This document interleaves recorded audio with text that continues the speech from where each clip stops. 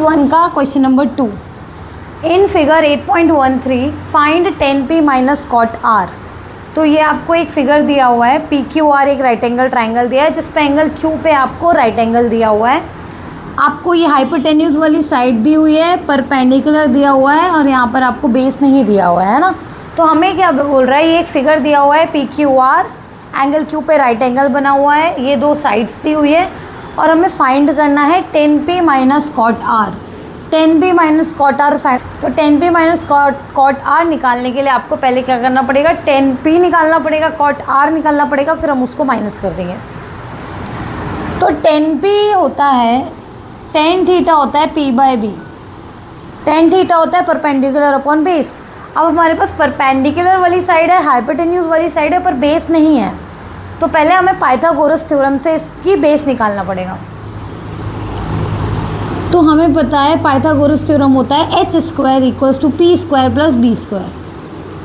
h हमें दिया है 13, ये हमारी हाइपोटेन्यूज वाली साइड है जो हमें 13 दी है, परपेंडिकुलर 12 और बेस हमें निकालना है।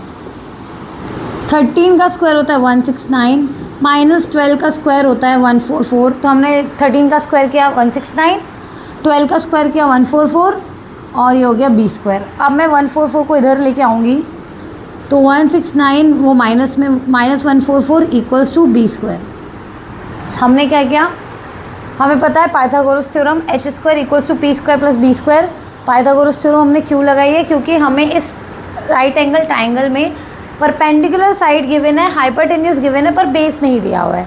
क्योंकि हमें tan और कॉट निकालना है, तो tan और कॉट दोनों निकालने के लिए हमारे पास परपेंडिकुलर और बेस दोनों होना चाहिए। तो हमने पाइथागोरस थ्योरम में फॉर्मूले में वैल्यू रखा, h की वैल्यू 13, p की वैल्यू 12 और b तो हमें निकालना है। 13 का स्क्वायर 169, 12 का स्क्वायर 144 प्लस बी स्क्वायर। अब मैं 144 को इक्वल्स टू के इस तरफ लेके आऊँगी, तो 169 में से 144 गया तो आया 25 इक्वल्स टू बी स्क्वायर। ये स्क्वायर इधर आके रूट बन जाएगा, तो यहाँ पर आपके पास रूट 25 की वैल्यू होती है 5, तो बेस आ गया आपके पास 5। अब आपके पास बेस आ गया है, अब आपको क्या निकालना है, 10p minus cot are. 10p minus cot r, अगर हम p के एंगल के हिसाब से देखें तो ये एंगल p है, ठीक है। तो जिस भी एंगल से हमें निकालना होता है, जिस एंगल के रेफरेंस में हम निकालते हैं, तो हम एंगल p की बात कर रहे हैं, तो एंगल p से हम 10p निकालना है।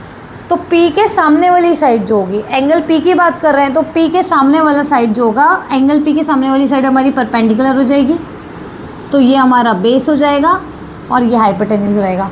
तो 10p क्या होता है, 10p क्या होगा, 10p है हमारा परपेंडिकुलर अपॉन बेस, और हमारा परपेंडिकुलर कितना है, परपेंडिकुलर है हमारा ये क्यू आर साइड, परपेंडिकुलर है हमारी क्यू आर साइड, और बेस है हमारी साइड पी क्यू। तो Q R by P Q, Q R की वैल्यू कितनी है, क्यू आर अभी हमारा कितना आया, बेस 5 आया, तो यहाँ मैंने रख दिया 5, और पी क्यू कितना आया है 12, तो हमारा 10p कितना हो गया 5/12। तो यहाँ मैं 10p की जगह लिख दूँगी 5/12 minus cot r. Cot r में यहाँ पर एंगल आर की बात हो रही है। अब एंगल चेंज होते हैं तो बेस और परपेंडिकुलर भी चेंज हो जाते हैं। तो अगर अब हम आर के हिसाब से देखेंगे, ये एंगल आर है, अब हम आर की बात कर रहे हैं, तो एंगल आर के सामने वाली साइड परपेंडिकुलर हो जाएगी। तो एंगल आर के सामने साइड पी क्यू है, वो हमारी परपेंडिकुलर, ये हमारा बेस। अब हम इसके हिसाब से वैल्यू रखते हैं, तो कॉट आर, कॉट होता है बेस अपॉन परपेंडिकुलर। अब बेस कितना है हमारा, बेस है हमारा क्यू आर, और परपेंडिकुलर है हमारा पी क्यू। क्यू आर की वैल्यू कितनी है 5, और पी क्यू की वैल्यू है 12, तो यहाँ पर मैं कॉट आर रखूँगी 5/12। अब ये हो जाएगा 5 माइनस 5, 0/12 मतलब 0। तो 10p माइनस कॉट आर की वैल्यू आ गई 0।